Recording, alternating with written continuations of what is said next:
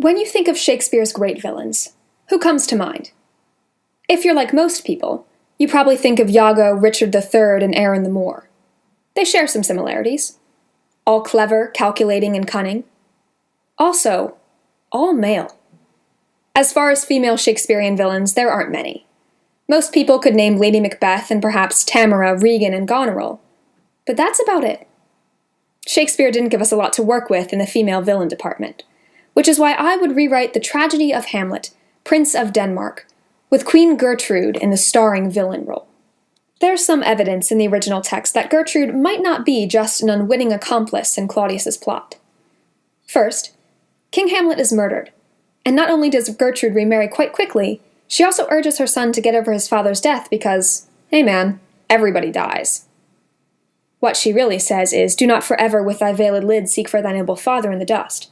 Thou know'st 'tis common, all that lives must die, passing through nature to eternity. But you get the point. Her reaction to her husband's death seems dismissive. Unless, of course, she knew about the murder beforehand and was totally on board with it. Second, Gertrude vividly describes Ophelia's death in terms that seem beautiful at first.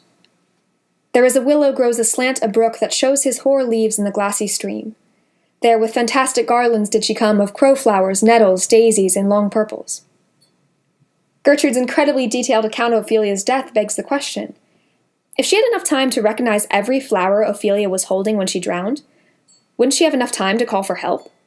It's almost as if Gertrude remembered her statement in Act 4, Scene 5, when she says, Ophelia may strew dangerous conjectures in ill-breeding minds, and made sure Ophelia would never live to strew anything.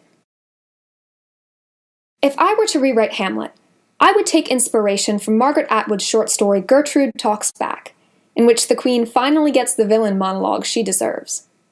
Atwood's Gertrude confesses, "You think Claudius murdered your dad? It wasn't Claudius, darling. It was me." And while I respect the bard's decision to make Claudius the principal antagonist, I think it's delightfully evil and far more shocking if Hamlet's own mother orchestrates his downfall. We've all seen stories about wicked step-parents before, but a play about an ambitious woman choosing power over her husband and son is both innovative and feminist. Too often in classic literature are women expected to be virtuous and innocent. Giving Gertrude the opportunity to be truly evil would show us that women have the same capacity for being bad as men, and the same ability to be very good at it.